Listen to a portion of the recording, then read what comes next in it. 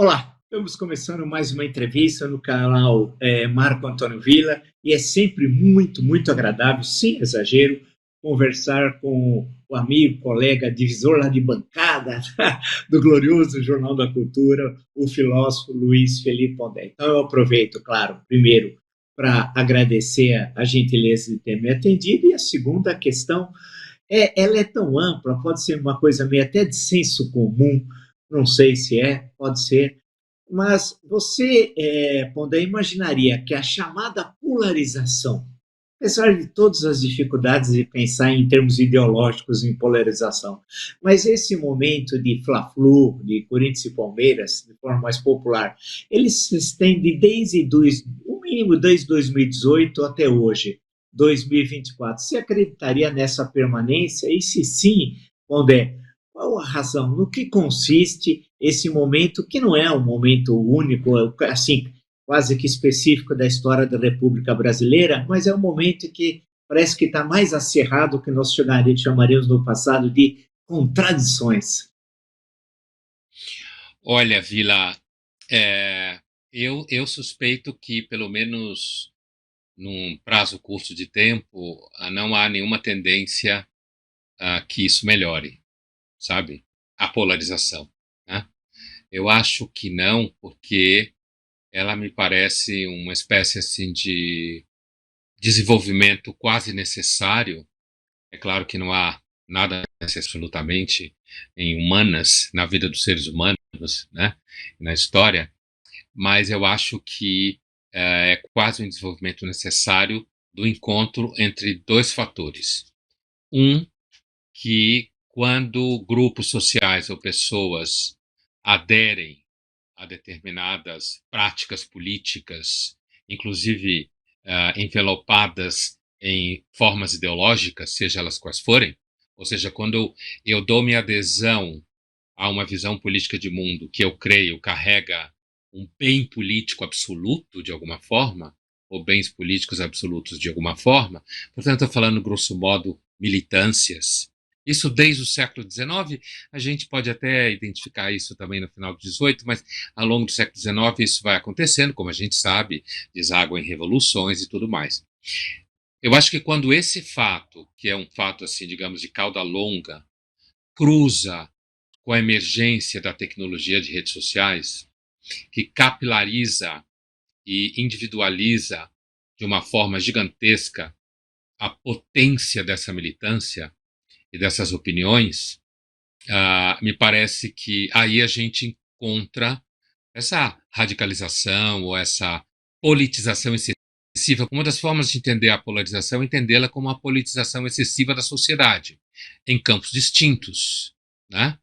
Então, dado o fato de que eu não acho que as pessoas vão deixar de acreditar, ou acho difícil desenvolver a de politização como um bem comum da sociedade, e por outro lado, não vejo no horizonte uma mudança nas tecnologias de redes sociais, na sua existência, né?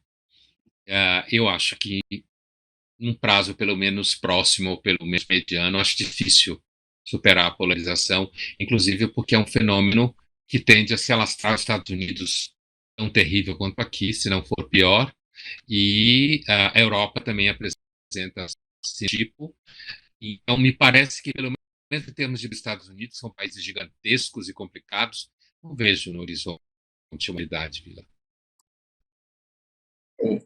Pondé, tem não sei se é um fenômeno mesmo, isso permanece mais algumas semanas ou não, mas no processo eleitoral aqui de São Paulo. Apareceu uma pessoa que eu conhecia de ouvir falar, nem sabia quem era, chamado Pablo Marçal. Virou candidato por um pequeno partido que nem tem tempo na televisão, não tem deputados no parlamento, e acabou virando momentaneamente, será? É uma pergunta, uma febre nesse processo eleitoral. No Brasil, nós confundimos algumas vezes pesquisa com eleição. Eu estava até fazendo um levantamento em 2022 de pesquisa às vésperas do primeiro e segundo turno em São Paulo para o Senado e presidência, e tem diferenças assim abissais, né? Para o Senado, o Márcio França estava eleito com 14 pontos à frente do astronauta. No dia seguinte, o astronauta venceu com 14 pontos à frente do Márcio França. Então, teve as coisas assim as mais estranhas. Mas parece que ele é um dos protagonistas, mesmo se não for eleitoralmente, ao menos nos debates. E é uma figura nesse sentido diferente, vamos dizer assim, para dizer o mínimo. Eu faço para você a seguinte questão: ele é na sua avaliação, claro que no calor da hora falta muito ainda. Ele é uma tendência momentânea? Ele é um fato que daqui para frente deve se repetir? Ou é algo que vai, de certa forma, não sei se a expressão é melhor, contaminar o processo político e daqui para frente todos serão Pablo Marçal, né? Terão de imitá-lo, terão de ter o mesmo tipo de representação. O que você considera? Olha, eu acho que, do ponto de vista, pelo menos, do último debate, parece que quase todos estão imitando ele, talvez menos a Tabata, né? Pelo menos como comportamento no debate, já há um indicativo. Eu entendo que se ele permanecer sendo um candidato competitivo no plano das pesquisas, certo? Eu entendo que ele é uma espécie assim de um balão de ensaio que ele mesmo criou à direita das redes sociais, regada bastante dentro do universo pentecostal, né? Quase mágico, né? E a gente sabe que eu tenho um entendimento, talvez um macro entendimento, Vila, de que a política ela opera muito mais no registro religioso do que no racional. Quando eu digo religioso, eu quero dizer mitos, né? Processos irracionais de adesão, processos emocionais de resposta, é isso que eu quero dizer com religioso. Né? É essa a questão. Então, nesse sentido, eu acho que ele representa, assim, uma espécie assim, de um ensaio de um novo Bolsonaro, de certa forma, ainda mais claramente ligado ao movimento pentecostal mágico, de vocação mágica, né?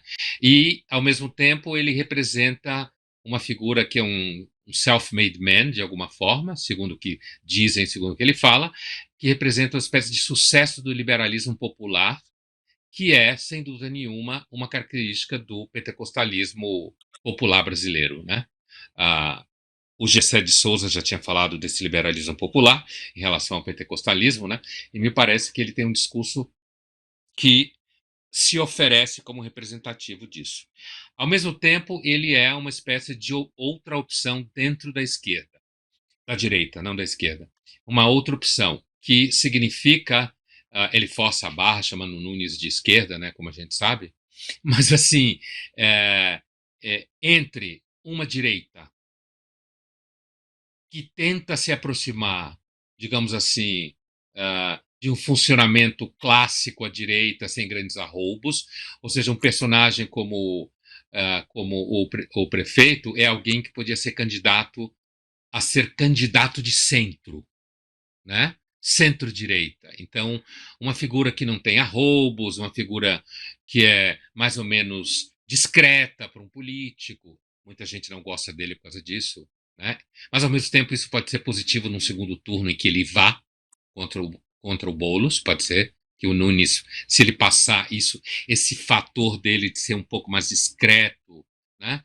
O ajude num segundo turno com Boulos, mas o Pablo Marçal, você me pergunta se ele é uma tendência, eu acho que ele pode ser uma tendência, sim, no Brasil. Ele pode ser uma tendência no estilo farsesco das redes sociais, né? Que as redes sociais têm essa característica farsesca, essa coisa absolutamente dele falar, não, isso aqui é um circo mesmo, um teatro, sei lá, todo mundo mente, né? Então, investir na ideia de que as pessoas de fato não checam informação, o que já é uma suspeita da ciência política, né? Que ninguém pesquisa nada. Na verdade, muitas vezes, se alguém pesquisa alguma coisa é para reforçar o viés anterior. Então, eu acho um fenômeno importante, principalmente porque, ele está vinculado a grupos evangélicos significativos, e aí ele disputa o poder com Bolsonaro, né? Ele disputa esse poder, como o risco de ser uma espécie de Bolsonaro jovem, uma versão nova, ou, sabe, como se fala em celular, alguma coisa assim. E, então, ele parece ter até então um eco dentro da população evangélica, ou pelo menos parte dela, E, ao mesmo tempo, ele é um, a gente pode chamar, como se o Aristóteles falava que o homem é um animal político, né? A gente pode dizer que o homem contemporâneo do século XXI é um animal de redes sociais. E, nesse sentido, ele também pode ser representativo. Por isso, me parece que ele é um fenômeno, aliás, está todo mundo ligado nisso, um fenômeno que deve ser observado de perto. Não estou nem falando só do ponto de vista ideológico. O que a gente observa hoje, principalmente, é do ponto de vista ideológico, né? A esquerda atacando o próprio direita do Nunes, centro-direita também atacando, o governador ah, falando uma frase que é muito significativa, que é dizer que o Marçal é a porta de entrada do Boulos na prefeitura, né? Que é o que muita gente acusava o Bolsonaro de, se ele ganhar, ele ser a porta de entrada do retorno do PT, o que aconteceu, né? E se o Marçal vai para o segundo turno com o Boulos, é possível que muita gente que não votaria no Boulos vote no Boulos diante do horror que considera ser o Marçal. E o Nunes, como ele é uma figura mais de centro, centro-direita, uma figura mais discreta, de repente pessoas que não votariam no Marçal, num segundo turno votaria no Nunes, né? Então, eu acho que é um fenômeno importante e pode ser representativo, sim. Você fala da miséria da democracia, alguma coisa assim. Eu acho que a democracia ela tem tocado uh, na parte mais baixa, e quando eu quero dizer baixa, eu não estou falando miserável politicamente, na parte mais baixa no sentido do res do chão da sociedade, no sentido de capilarização, né? De atingir um número cada vez maior de pessoas com frases, palavras. Bem, a suspensão do Twitter interrompe isso durante algum tempo, de alguma forma, mas as redes sociais têm dado voz a muita gente que não se via representado pela inteligência pública, pela imprensa, que representa essa direita, que alguns chamam de extrema-direita e tal. Então, eu acho que ele é um fenômeno sério. Não que ele seja um candidato sério, mas ele é um fenômeno sério. Uma última questão para ele, para a gente passar para uma outra questão. Hoje até teremos pesquisas, amanhã também pesquisas eleitorais aqui sobre São Paulo, e vamos ver se a televisão e a rádio, a partir do dia 30, teve algum tipo de interferência nos potenciais votos que ele possam ter. E se esses votos vão se manter ou não, se será uma passagem meia meteórica. Parece aquele jogador de futebol que no clássico foi muito bem no domingo, na quarta-feira foi mais ou menos, e domingo não senta nem no banco de reservas, né?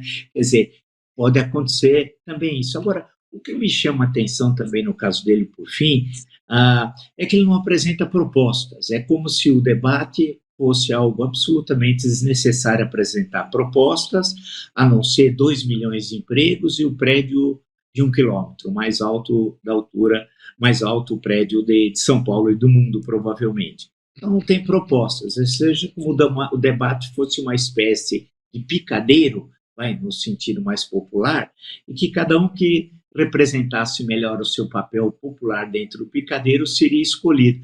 Não chama atenção, porque os outros quatro, Malemar, com toda dificuldade, apresentava os seus programas. A Tabata falava, o prefeito, o Datena um pouco menos, o Boulos um pouco mais. Não é assim, quer dizer, apresentar debates é secundário, o que vale é a performance. Olha, Vila, nesse sentido é que eu queria dizer que eu acho que o Marçal ele é um experimento, por isso que eu chamei de balão de ensaio. Eu acho que ele é uma espécie de, não que ele tenha sido lançado por alguém especial, mas não estou entrando nesse mérito, mas ele é uma espécie de experimento. A gente já viu candidatos à prefeitura de São Paulo, por exemplo, largarem muito na frente, como esse craque de um jogo só que você falou, e depois esvaziar como uma bola murcha, né? E, portanto, se revelar aquele sujeito que só jogou bem numa partida, ou uma banda que só conseguiu gravar uma música de sucesso, né? Ele é um experimento porque a diferença de figuras que em eleições passadas tiveram esse efeito e depois desapareceram, né? Ele é um animal de redes sociais. ele está profundamente vinculado à estética e à ética das redes sociais. Então, é um experimento, inclusive quando você começa a perguntar se a televisão terá algum tipo de impacto, né? Porque a televisão, uma espécie de disputa entre televisão e rádio, ou seja, os dois agentes da mídia clássica, né? Mais o jornal, mas aqui no caso é a propaganda no rádio e na televisão, versus redes sociais, que são, digamos assim, mídias extremamente controversas, né, em todos os sentidos, inclusive jurídico. Então, a gente vai assistir, então, se de alguma forma tiver uma diferença no cenário das pesquisas, a gente vai assistir. Então, se ele cair, provavelmente ele vai começar dizendo que é mentira, que é manipulação, a gente já sabe disso. Né? Que isso não é verdade, que pesquisa é falsa, tudo mais. Mas a gente vai ver se realmente a televisão e o rádio tem uma presença importante. Eu acho que na cidade de São Paulo, eu não sei se a gente tem grandes contingentes de pessoas que não têm acesso nenhum à internet e redes sociais. Porque quando se fala, por exemplo, em eleições federais, em que você depende de regiões do país que muitas vezes têm muita dificuldade ou não têm nenhum acesso à internet, ao Wi-Fi, então seguramente televisão e rádio, como sempre todo mundo soube, chega mais profundamente. A cidade de São Paulo, a ver se a televisão e o rádio ainda é uma mídia importante de propaganda, inclusive do ponto de vista de níveis diferentes de idade, né? Pessoas mais velhas vendo mais televisão ou rádio, pessoas mais jovens vendo redes sociais, se há esse tipo de estratificação, né? Pessoas que ouvem rádio o dia inteiro, por exemplo, como quem anda no trânsito o tempo inteiro, como taxista, motorista de aplicativo, né? Ou motorista de caminhão, que está sempre plugado em rádio o dia inteiro, né? Uma verdadeira companhia, a ver se na cidade de São Paulo isso vai ter uma diferença derivada, inclusive, então, de um acesso não consistente ao Wi-Fi, internet, redes sociais e tudo mais. O teste virá agora, depois dessas pesquisas que você muito bem lembrou aí. Tem uma questão agora geral, Pondé, é engraçado, até certos momentos, olhando o Brasil republicano, até certo momento, até os anos 30, mais ou menos, do final do Império até os anos 30, a grande referência era a Europa, França e Inglaterra. No campo, algumas questões no campo político, para os monarquistas era a Inglaterra e para os republicanos a França. Daí até o 14 de julho ser feriado no Brasil até 1915, mas até 24, chega no governo Arthur Bernardes. 14 de julho era feriado num país que deveria ser, né? Naquele e no Brasil, né? Até 1925, mais ou menos. Bem, então, e a influência inglesa até final do Império, nos debates parlamentares, que eu fico lendo os anais, na época do gabinete Dantas da Bahia, o Rui Barbosa era parlamentar, e ele sempre dava exemplo da Inglaterra. Daí que eles eram apelidados dos ingleses do senhor Dantas, porque a todo momento um exemplo era a Inglaterra. Bem, aí veio a República, tal, a influência inglesa foi grande no campo econômico, não, mas no campo político foi a França. A Revolução de 30, de certa forma, buscou uma espécie de aquarela do Brasil, o Brasil brasileiro, meu mulato isoneiro. Então, aí veio a ideia de um nacionalismo em que a gente ficou um pouco afastado de cópias de modelos que vinham da Europa. Mas a partir de tempos mais recentes, das últimas décadas, o curioso é que, ao mesmo tempo que houve uma estagnação econômica, ou voos de galinha, a influência norte-americana acho que nunca foi tão longa, tão presente como agora. Não sei. Aquele imperialismo cordial que um historiador escreveu um belo trabalho sobre a política de boa vizinhança do Roosevelt, chamou de imperialismo cordial, um trabalho simpático. Mas a partir de tempos recentes, últimas décadas, entrou a questão religiosa dos Estados Unidos muito forte, aquele modelo norte-americano dos evangélicos, da extrema-direita norte-americana também, da própria presença de como trabalhar com redes sociais e etc, etc. Então, nós tivemos, grosso modo, um período europeu, um período de Brasil brasileiro, vamos chamar assim, e esse período mais recente de forte influência norte-americana. Nós não estamos, nesse sentido, muito marcados por essa influência norte-americana, não para o bem, porque é difícil alguém que não gosta do cinema americano, da literatura, da dramaturgia, né?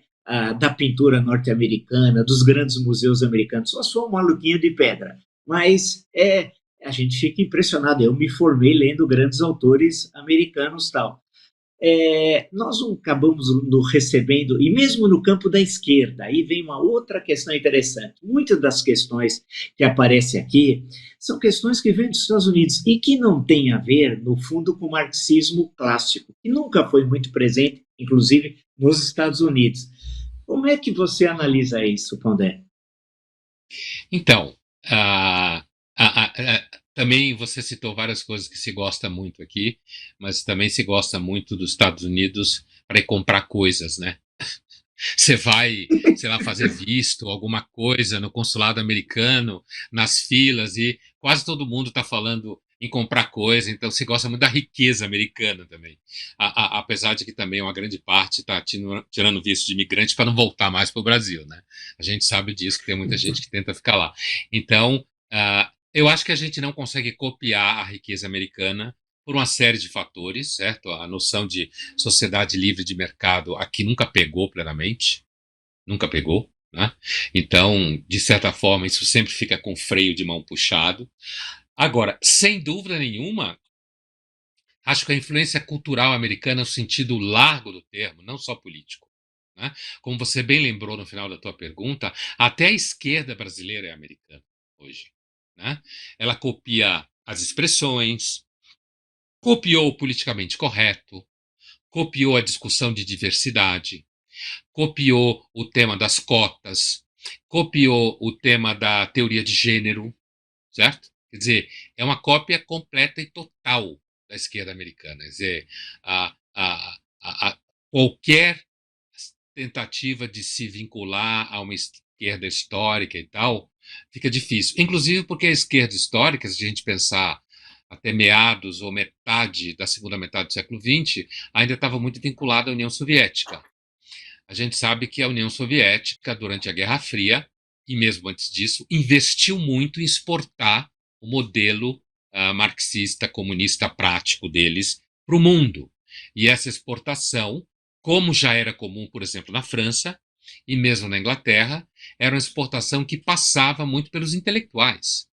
Já na França é um exemplo claro, né? Passava pelos formadores de opinião nas universidades, inclusive muitos jornalistas já. Isso por uma influência direta da exportação cultural planejada de fato, no mínimo, desde o Lenin, desde o Trotsky, do Stalin e tudo mais.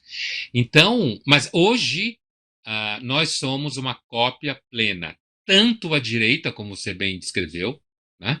Essa direita, inclusive com tons protestantes pentecostais, né? O Brasil era um país católico, hoje cada vez é menos, né? E logo, logo deixará de sê-lo em termos de maioria, né? E também a, a direita paranoica americana, né? Que aqui entrou um pouco abençoada pelos olavistas, né?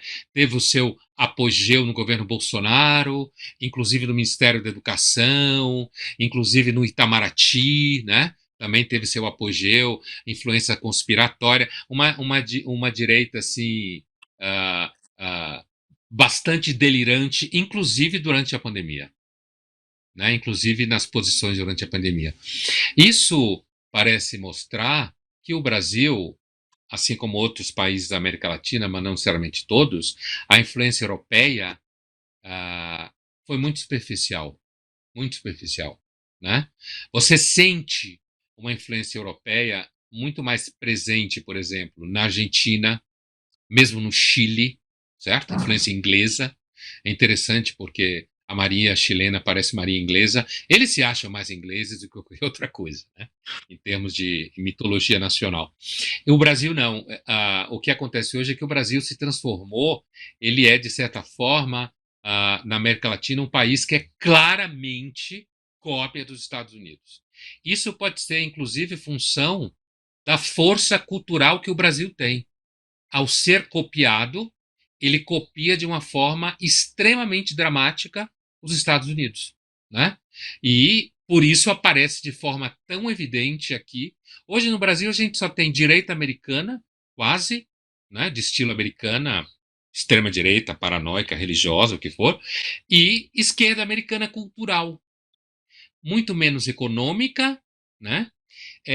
A política, na realidade, a política partidária, na realidade, está a serviço de discursos identitários, por exemplo, completamente cultural, né? A gente vê, por exemplo, entre o PSOL e o PT tentando assimilar isso, porque o PT originariamente é um partido que tinha um perfil um tanto anterior à esquerda americana, e o PSOL não, o PSOL já é um partido bastante cunhado na direita cultural americana.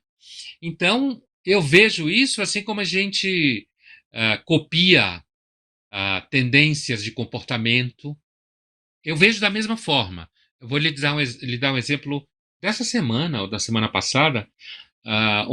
Eu acompanho muito essas coisas de marketing de comportamento, né? E muito tempo dando aula para gente de comunicação, inclusive publicidade. Então, assim, detox digital, certo?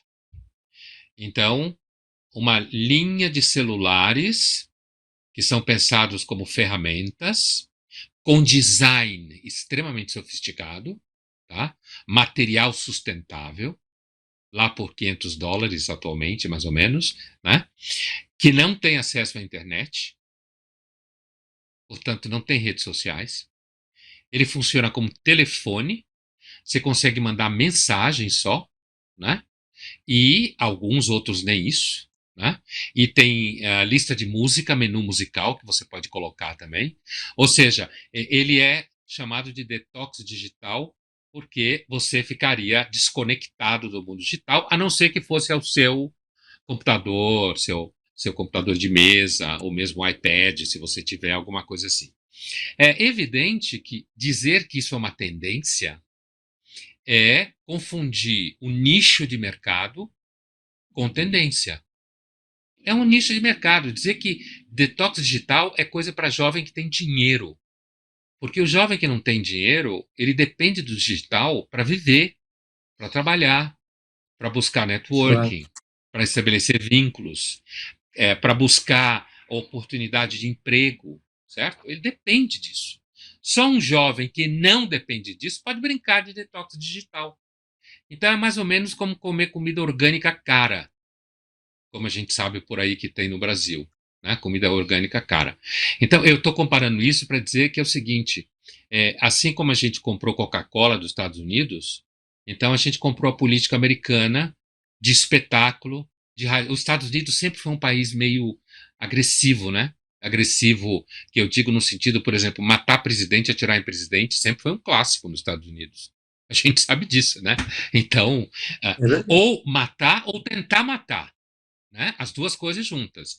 Portanto, a tentativa de matar o Trump, que ninguém deu muita atenção na imprensa, se fosse o Biden, estava se falando até hoje, né? A gente sabe como é que é a imprensa e a mídia, né? Mas, assim, a tentativa de matar o Trump, mesmo que ela não tenha tido grande efeito na imprensa, na grande mídia e na grande imprensa, ela é um clássico na história dos Estados Unidos. Não tem novidade, digamos assim. Não é que isso seja bom, é que é uma característica. Os Estados Unidos é um país que teve no seu seio, a gente sabe, todo o processo de colonização, todo o número gigantesco de mortes da população indígena, que todo mundo sabe, né, a conquista do Oeste, como se fala, a Guerra Civil Americana, aquele massacre que foi a Guerra Civil Americana, certo? Então, os Estados Unidos é um país que tem uma história bastante violenta. A Europa também tem, né? Assim, os Estados Unidos, um país muito mais novo do que a Europa, muito mais recente do que a Europa, inclusive como democracia moderna.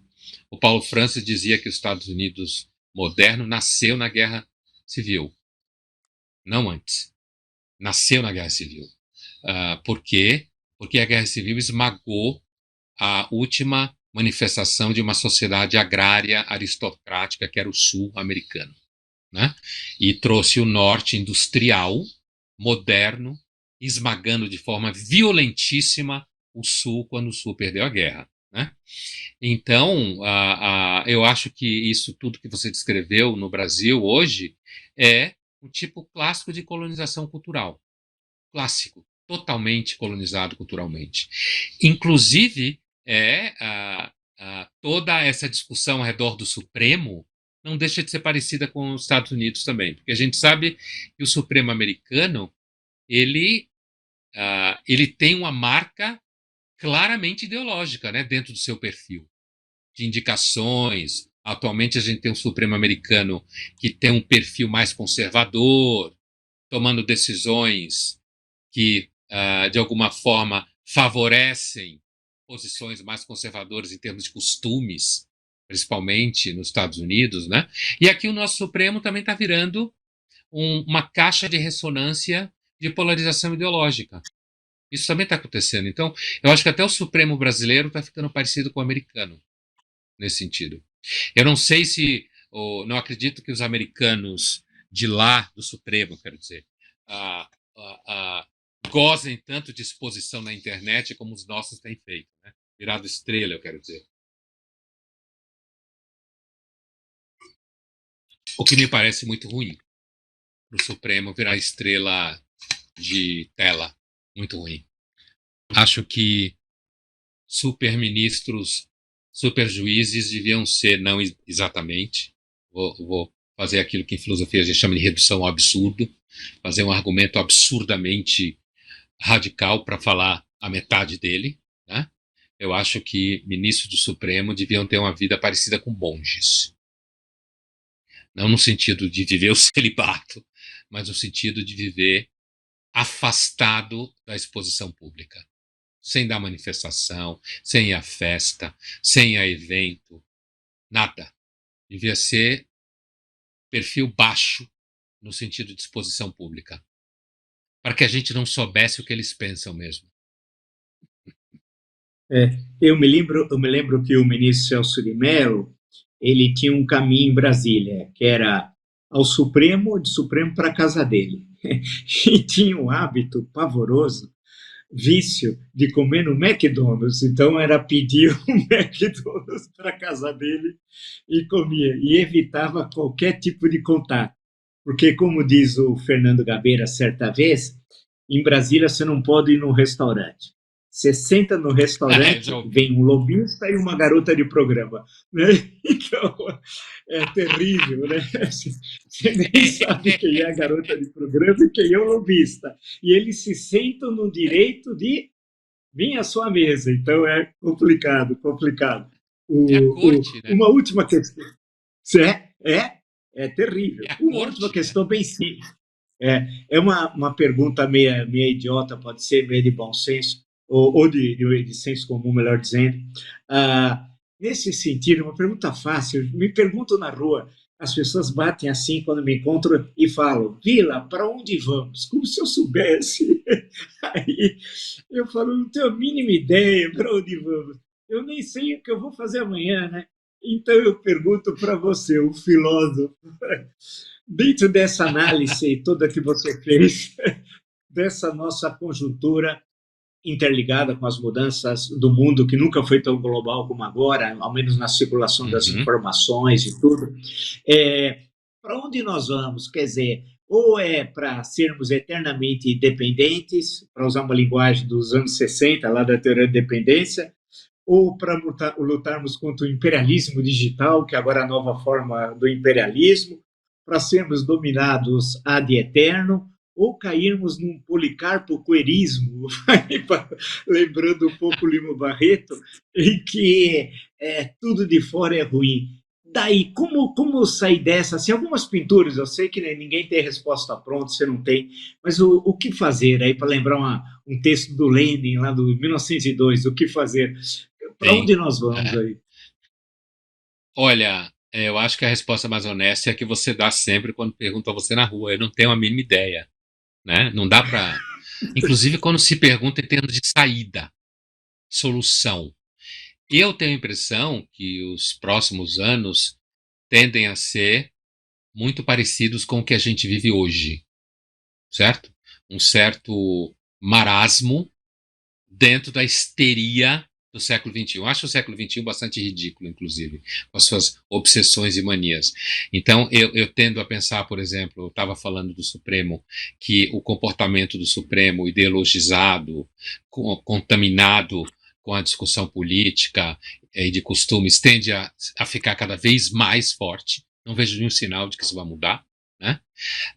Inclusive essa discussão de imperialismo digital nesse momento, então, porque hoje uma característica dos perfis políticos é: se eu sou de esquerda, eu voto em tal pessoa, é claro, mas eu frequento tal restaurante, eu vou em tais pousadas, eu moro em tal bairro de São Paulo, certo? Não passo na frente de outros restaurantes. Se eu sou de direita, a mesma coisa, certo? Eu frequento tais restaurantes, eu moro em tais lugares, eu vou em tais e tais locais quando eu viajo. Quer dizer, a polarização política há muito tempo deixou de ser meramente político-partidária. Então eu acho que isso deve continuar. Não vejo por que isso não continuaria num futuro próximo, né? E ao mesmo tempo, o que a gente começou a nossa conversa, eu não vejo nenhum sinal de saída da polarização, nenhum sinal. Talvez se as pessoas perdessem um pouco o interesse pela política, que eu acho muito pouco provável. Talvez. É verdade. Tivesse alguma saída da polarização. É É. isso aí. Só uma observação minha aqui para nós encerrarmos, mas é engraçado essa questão dos restaurantes, que eu fiquei 30 anos, dos quais 20 na Universidade do Departamento de Ciências Sociais, tinha muitos antropólogos. Eles tinham outras leituras totalmente diferentes que as minhas, mas eu aprendi muito com eles na hora do almoço, bate-papo e tal, e fiquei com alguns vícios de observação antropológica. Então, outro dia, entrando no restaurante com a minha mulher, eu percebi que um casal ao lado falou: o que eles estão fazendo aqui? Então, era o Olha seguinte: aí. aquele restaurante era deles, nós não podíamos Uhum. estar lá, né? Aí É isso eu aí. observei isso. Mas é isso mesmo, quer Mas é isso dizer, então mesmo. você determina territórios, né? Territórios, assim, né? E ali não era Exatamente. o nosso lugar. É, é, Se você for em é, determinados espaços, você fica até com medo. é verdade, Você tá é até verdade. de ouvir isso. O que eles estão fazendo aqui? De repente o sujeito levantar e falar: o que você está fazendo aqui, Vila? É verdade. É. Pô, é sempre muito agradável conversar com você. A vantagem da conversar por aqui é que é mais rápido, é mais tranquilo do que no Jornal da Cultura. Eu tenho uma dó da Karen Bravo, que fica com aquele ponto dizendo: precisa acabar É. logo, porque aquele relógio passa muito Coitadinha, rápido ela e ela sofre. sofre para É. diabo. Então é E a legal que gente a se gente pode diverte. conversar. A gente se diverte, é verdade. Eu agradeço muito a tua gentileza aí e numa outra Obrigado oportunidade que nós você. possamos conversar. Né? Muito obrigado. Aí. Muito obrigado, Vila. Tchau, tchau. Obrigado, Tchau, tchau. tchau. Até Até. a Valeu, próxima. obrigado então. Até a próxima.